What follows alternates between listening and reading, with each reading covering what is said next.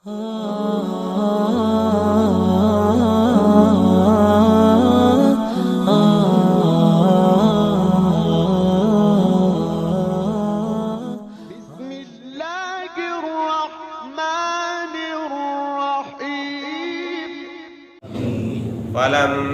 جاء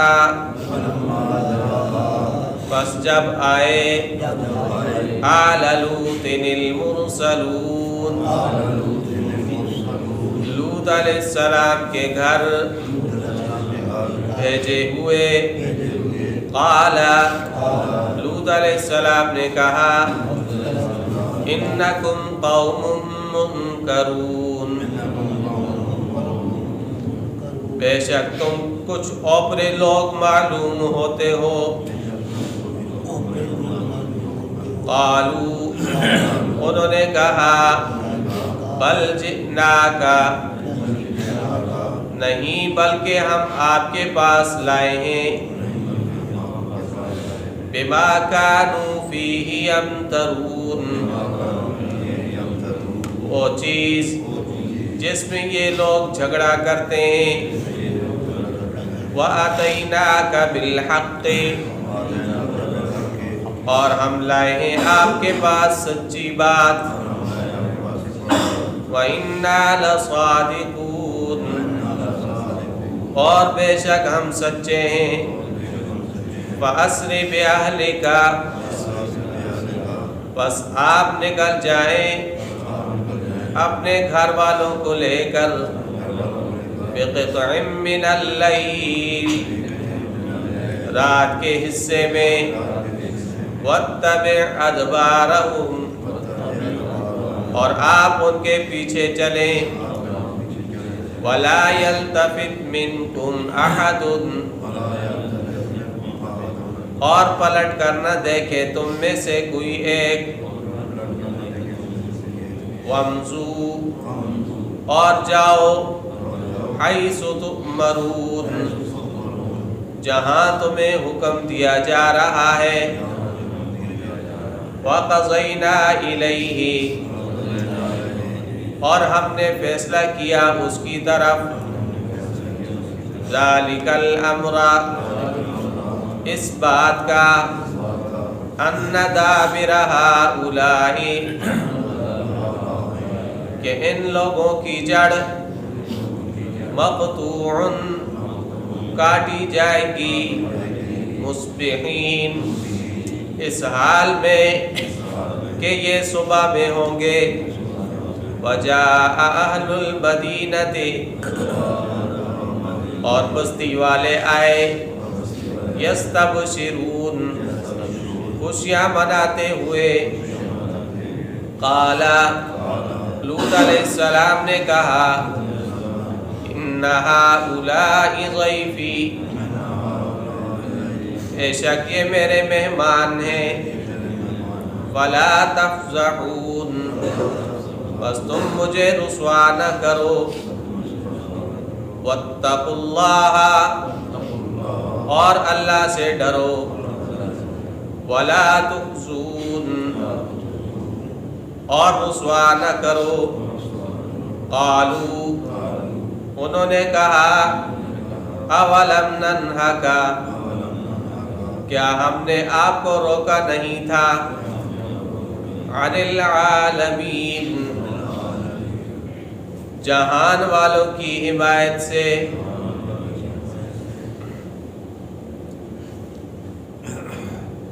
گزشتہ آیات میں متقی لوگوں کا تذکرہ ہوا کہ متقی لوگ جنت کے اندر اور باغات کے اندر ہوں گے۔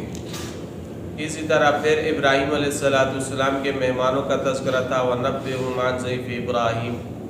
ابراہیم علیہ السلام کے پاس جب مہمان آئے تو چونکہ وہ انسانی شکل میں تھے تو وہ کھانا بھی نہیں کھا رہے تھے، تو ابراہیم علیہ السلام نے کہا اِنَّا مِنْكُمْ وَجِلُونَ، ہم تم سے خوف محسوس کرتے ہیں۔ انہوں نے پھر تسلی دی تھی کہ آپ خوف نہ کھائیں، اِنَّا نُبَشِّرُكَ بِغُلَامٍ عَلِيمٍ، ہم آپ کو بچے کی خوشخبری سنانے آئے۔ تو پھر ابراہیم علیہ السلام نے یہ فرمایا تھا، ابشرتمونی علی ان مسنی الکبر، اسباب کا جہاں تک تعلق ہے وہ اسباب کا سلسلہ تو ختم ہو چکا، اب تم مجھے किस चीज़ की खुशखबरी दे दो। तो उन्होंने फिर तसल्ली दी, फरमाया बशरनाका बिलहक़, हम आपको हक़ की खुशखबरी देते हैं, फला तकुन मिनल क़ानितीन, आप ना उम्मीद ना हो। तो इब्राहीम अलैहिस्सलाम ने फरमाया वमा यक़नतु मिन रहमति रब्बिही इल्ला ज़ालिमून, अल्लाह की रहमत से तो गुमराह लोग ही ना उम्मीद होते हैं, मुझे अल्लाह की रहमत से ना उम्मीदी नहीं है। लेकिन तुम बताओ फमा ख़त्बुकुम अय्युहल मुरसलून, तुम्हारा असल मकसद क्या है, असल मकसद बताओ। तो फिर उन्होंने बताया इन्ना उरसिलना इला कौमिन मुजरिमीन, हम मुजरिम कौम की तरफ भेजे गए। और इस मुजरिम कौम से कौन सी कौम मुराद थी? हज़रत लूत अलैहिस्सलाम की कौम। इल्ला अला लूत इन्ना लमुनज्जुहुम अजमाइन, हम लूत के घर वाले जितने भी हैं सबको हम बचा लेंगे, इल्ला इम्राअतहु, सिवाय उनकी बीवी के। क़द्दरना, हमने अंदाज़ा कर लिया है कि इन्नहा लमिनल गाबिरीन, वो पीछे रहने वालों में होंगे। अब फरिश्ते पहले हज़रत इब्राहीम अलैहिस्सलाम के पास गए थे, इब्राहीम अलैहिस्सलाम से हो के फिर ये हज़रत लूत अलैहिस्सलाम के घर आए। उसका तज़किरा यहाँ पर है, लूत अलैहिस्सलाम की कौम का। और यहाँ पे जो ये है लूत अलैहिस्सलाम का तज़किरा है, तो इसके अंदर तक़दीम ताख़ीर है। कुछ आयात ऐसी हैं जिनको बाद के अंदर जिक्र किया गया है, लेकिन तसलसल के एतबार से इनकी तफसीर पहले है। तो फरमाया फलम्मा जाअ आला लूतिनिल मुरसलून, जब लूत अलैहिस्सलाम के घर आए भेजे हुए, काला, तो लूत अलैहिस्सलाम ने कहा इन्नकुम कौमुन मुनकरून, तुम क्या हो, अजनबी लोग मालूम होते हो, मुनकरून। तो ये जो आए थे फरिश्ते थे, और ये इंतहाई हसीन और जमील खूबसूरत लड़कों की शक्ल में आए थे। लूत अलैहिस्सलाम को नहीं पता था कि ये फरिश्ते हैं या इंसान है, चूँकि इंसानी शक्ल के अंदर थे तो लूत अलैहिस्सलाम ने उनको इंसान ही समझा, इसलिए कि लूत अलैहिस्सलाम भी गैब का इल्म नहीं जानते थे। गैब का इल्म वो सिर्फ और सिर्फ अल्लाह की ज़ात को हासिल है बस। अगर लूत अलैहिस्सलाम को पता होता कि ये फरिश्ते आए तो लूत अलैहिस्सलाम न डरते। तो लूत अलैहिस्सलाम ने उनको कहा कि तुम तो ओपरे मालूम होते हो, तो वो इंसानी शक्ल में थे तो लूत अलैहिस्सलाम को पता नहीं चला। और दूसरी बात यह है कि वो जब बस्ती में दाखिल हो रहे थे फरिश्ते इंसानी शक्ल के अंदर, तो उन्होंने घर का पता मालूम किया, तो लूत अलैहिस्सलाम के घर का पता मालूम किया। फिर ये लूत अलैहिस्सलाम के पास गए, और जब लूत अलैहिस्सलाम के पास गए तो मेहमान किसके बने? लूत अलैहिस्सलाम। अब मेहमान की मेहमानदारी करना और इसका हक अदा करना ये भी ज़रूरी था। और वैसे भी मिल्लत इब्राहिमी का ये उसूल रहा है, मेहमानदारी, किसी की इज़्ज़त करना, मेहमान को इज़्ज़त से नवाजना। इसलिए तो हज़रत इब्राहीम अलैहिस्सलाम के पास जब आए थे तो इब्राहीम अलैहिस्सलाम ने भी मेहमान नवाजी की थी ना इनकी। फ़जाअ बिअज्लिन समीन, इब्राहीम अलैहिस्सलाम तला हुआ बिछड़ा ले आए थे इनके पास, लेकिन इन्होंने नहीं खाना था, नहीं खाया। तो इसी तरह हुजूर अलैहिस्सलाम ने भी इरशाद फरमाया कि जो बंदा मेहमान का इकराम नहीं करता, उसकी इज्जत नहीं करता, फलैसा मिन्ना, वो हम में से नहीं। और फिर शरीयत ने मेहमानों के हुकूक भी बयान फरमाया। जिस तरह शरीयत का ये मसला है कि अगर कोई मेहमान आ जाए, अगर अजनबी हो तो 3 दिन उसकी खातिर मदारत करना ये ज़रूरी है, 3 दिन, और 1 दिन और 1 रात उसमें पुरतकल्लुम खाना भी उसके अंदर शामिल। और फिर जो 3 दिन के बाद भी अगर वो मेहमान ठहरे तो उसको अगर कोई अपने पास ठहराए तो ये उसकी तरफ से सदका हो, और अगर उसकी खातिर मदारत करे तो ये क्या है, सवाब का काम। अलबत्ता जो करीबी रिश्तेदार हैं वो 3 दिन से ज़्यादा भी वो ठहर सकते हैं। तो लूत अलैहिस्सलाम के पास ये फरिश्ते आए, तो लूत अलैहिस्सलाम चूँकि अपनी कौम के हालात से और अपनी कौम के अखलाक से वाकिफ़ थे। अब लूत अलैहिस्सलाम के पास 2 बातें थी, एक तो मेहमानों की मेहमान नवाजी करना और दूसरा मेहमानों की इज़्ज़त की हिफाजत करना। लूत अलैहिस्सलाम समझते थे कि मेहमानों की हिफाजत ये पहले दर्जे में और इनकी खातिर मदारत ये दूसरे दर्जे के अंदर। इस सिलसिले के अंदर मेहमानों की इज़्ज़त के बारे में جو حضرت لوط علیہ السلام کو تشویش لاحق ہوئی تھی اس کا تذکرہ بھی قرآن کریم نے کیا ہے. سیء بہم وضاق بہم ذرعا وقال هذا یوم عصیب. لوط علیہ السلام پریشان ہوئے اور کہا کہ یہ تو بڑا مشکل دن آ گیا, اپنی قوم کے لوگوں سے میں مہمانوں کی حفاظت کیسے کروں, تو ان سے میں حفاظت کس طرح کروں گا. تو بہرحال یہ لوط علیہ السلام کے پاس آ گئے تھے. تو جہاں پہ یہ قوم لوط رہتی تھی بحر میت کے کنارے, کہتے ہیں کہ وہاں پہ 4-5 بستیاں آباد تھی, جن میں سے جو صدوم تھی یہ سب سے زیادہ نمایاں تھی, اور ان کی جو کل آبادی تھی وہ 4 لاکھ تک تھی. لوط علیہ السلام اسی قوم کی طرف مبعوث ہوئے, اور لوط علیہ السلام نے یہیں پہ شادی کی, یہیں سے آپ کی بچیاں بھی پیدا ہوئی, اور پھر یہیں سے حضرت لوط علیہ السلام نکلے تھے. تو بچیاں آپ پر ایمان لائی تھی, لیکن جو گھر والی تھی بیوی وہ آپ پر ایمان نہیں لائی تھی, بلکہ منافقوں کی طرح وہ آپ کے ساتھ رہی. تو لوط علیہ السلام کے پاس یہ آئے تھے, فلما جاء آل لوط المرسلون قال انکم قوم منکرون. تو لوط علیہ السلام نے کہا کہ تم تو اوپرے لوگ لگتے ہو, اجنبی معلوم ہوتے ہو.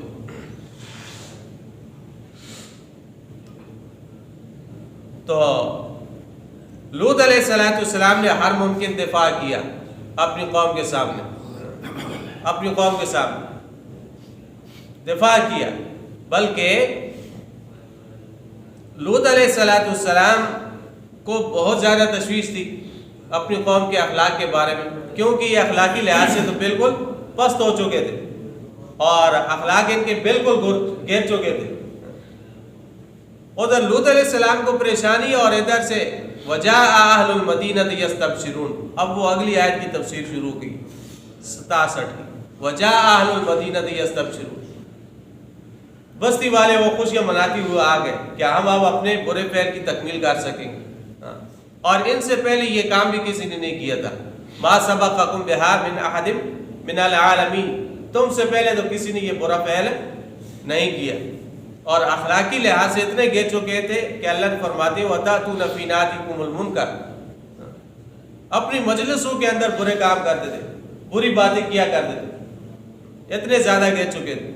اور ایک بری خصلت ان کی یہ تھی کہ جب بھی کوئی ان کے پاس مہمان آتا, مسافر آتا, تو اس مسافر سے مال چھین لیتے تھے, اور اگر وہ فریاد کرتا تو انہوں اس کو مار مار کے بستی سے نکال دیتے. ابراہیم علیہ السلام کی جو بڑی بیوی حضرت سارہ, انہوں نے ایک دفعہ اپنے خادم کو بھیجا حضرت لوط علیہ السلام کا حال احوال معلوم کرنے کی. وہ خادم آیا تو اس نے دیکھا کہ لوگوں نے ایک بندے کو پکڑا ہوا ہے, ایک مسافر کو پکڑا ہوئے اور اس کو مار رہے ہیں.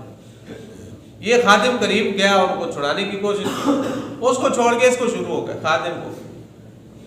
اس لحاظ سے اس طرح وہ گھٹیا ہو چکے اخلاقی لحاظ سے, تو لوگوں کا مال بھی چھین لیتے تھے. تو یہ آئے وجاء اہل المدینہ یستبشرون, بستی والے وہ دوڑتے ہوئے آئے اور خوشیاں مناتے ہوئے آئے, اور انہوں نے آ کے کہا لوط علیہ السلام کو کہ یہ ہمارے حوالے کر, شہوت رانی کے لیے ان کو ہمارے حوالے کر. تو لوط علیہ السلام نے جب دیکھا تو لوط علیہ السلام نے کہا ان هؤلاء ضیفی فلا تفضحون, یہ میرے مہمان ہیں, مجھے رسوا نہ کرو, واتقوا اللہ, اللہ سے ڈرو. اب اگر میرے مہمانوں پر دست درازی ہو گئی تو میری عزت کیا بچے گی, لہذا تم اس طرح نہ کرو. لوط علیہ السلام نے ان کو سمجھایا کہ یہ مہمان ہے, مہمان کی عزت میزبان کی عزت ہے, اور مہمان کی بے عزتی میزبان کی بے عزتی ہے, لہذا ان کی طرف ہاتھ مت بڑھاؤ. تو لوط علیہ السلام جب بھی ان کو کہتے تھے تو آگے سے کہتے اولم ننہک عن العالمین, ہم نے آپ کو تمام لوگوں کی حمایت سے منع نہیں کیا تھا. جب بھی لوط علیہ السلام ان کو اس فعل بد سے منع کرتے تو آگے سے یہی کہتے کہ تم ان کے ساتھ ملے ہوئے, تم ان کے ساتھ ساز باز کرتے ہو, تم ان کی مدد کرتے ہو. ہم نے تو تمہیں روکا تھا کہ ان کی مدد نہ کرو, ان کی حمایت نہ کرو, اور اگر یہ اتنے پاک باز ہیں تو ان کو اس بستی سے نکال دو. انہم اناس یتطہرون, یہ بڑے پاک باز بنتے پھرتے, ان کو کہو کہ دوسری بستی کے اندر چلے جائیں, پاک بستی کے اندر چلے جائیں, یہاں پہ مت ٹھہرے. تو لوط علیہ السلام نے ان کو بہت زیادہ سمجھایا, لیکن وہ نہ سمجھے. تو اب ادھر سے لوط علیہ السلام مہمانوں کا دفاع کر رہے تھے اور مہمان بول ہی نہیں رہے تھے. تو لوط علیہ السلام نے ان کو کہا کہ دیکھو میں تمہارا دفاع کر رہا ہوں اور تم ایسے ہو کہ چپ کر کے بیٹھے ہو, میری حمایت بھی نہیں کرتے, دفاع کے اندر اپنا حصہ بھی نہیں لیتے. تو پھر دوسری جگہ پہ آتا ہے فَتَمَسْنَا أَعْيُنَهُمْ فَذُوقُوا عَذَابِي وَنُذُرِ. پھر انہوں نے کیا کیا, دیواریں پھلانگنا شروع کر دی, دروازے توڑنے شروع کر دی. تو پھر فرمایا فَتَمَسْنَا أَعْيُنَهُمْ فَذُوقُوا عَذَابِي وَنُذُرِ. ہم نے ان کی آنکھوں کو مٹا دیا اور آنکھوں کو مٹا دیا اور کہا ان کو فَذُوقُوا عَذَابِي, میرے عذاب کا مزہ اور میرے ڈرانے کا مزہ اب جب. تو یہ 10 فرشتے تھے, ان میں جبرائیل اور میکائیل بھی تھے. تو جب لوط علیہ السلام تنگ آ گئے مہمانوں کا دفاع کرتے کرتے اور پریشانی حد سے بڑھ گئی, اب جو مہمان آئے ہوئے تھے انہوں نے مداخلت کی. انہوں نے لوط علیہ السلام کو کہا کہ آپ ذرا پیچھے ہو جائیں, ہم ان کے ساتھ نمٹ لیں گے. جبرائیل علیہ السلام نے اپنا پر ذرا سا ہلایا تو فَتَمَسْنَا أَعْيُنَهُمْ, ان کی آنکھیں وہ اندھی ہو گئی. لیکن پھر بھی یہ لوگ ایسے تھے کہ پھر بھی دیواریں پھلانگنے سے باز نہیں آئے, دروازے توڑنے سے پھر بھی باز نہیں آئے. تو اب فرشتوں نے مداخلت کی تو انہوں نے کیا کہا, بل جئناک بما كانوا فيه يمترون, ہم آپ کے پاس وہ چیز لے کر آئے ہیں جس کے بارے میں یہ لوگ جھگڑا کرتے تھے. اور کس بارے میں جھگڑا کرتے تھے؟ عذاب کے بارے میں نا, عذاب کے بارے میں جھگڑا کرتے تھے کہ عذاب آئے گا کہ نہیں آئے گا, ہوگا یا نہیں ہوگا.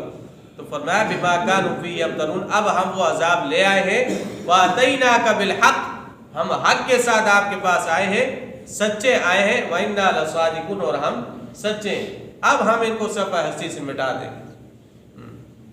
اب قوم کی عذاب کا وقت قریب آ رہا تھا تو فرشتوں نے لوط علیہ السلام کو کہا فَأَسْرِ بِأَهْلِكَ بِقِطْعٍ مِّنَ اللَّيْلِ, آپ اپنے گھر والوں کو رات کے ایک حصے بھی لے کر نکل جائیں, جو گھر والے آپ کے ان کو لے کر نکل جائیں. وَاتَّبِعْ أَدْبَارَهُمْ, اور آپ ان کے پیچھے پیچھے رہیں. آپ نے خیال یہ کرنا ہے کہ وَلَا يَلْتَفِتْ مِنْكُمْ أَحَدٌ, کوئی ان میں سے ایک بھی پیچھے مڑ کے نہ دے. وَامْضُوا حَيْثُ تُؤْمَرُونَ, اور چلے جاؤ جہاں پہ تمہیں حکم دیا جائے. لوط علیہ السلام صدوم بستی سے نکلے, پھر آگے کہاں گئے تو اس کی کوئی زیادہ تفصیل موجود نہیں ہے. البتہ اتنی بات ملتی ہے کہ بحر میت کے جنوب کی طرف کوئی بستی تھی, وہاں پہ جانے کا ان کو حکم ہوا تھا. تو لوط علیہ السلام اپنے گھر والوں کو لے کر اس طرف چلے.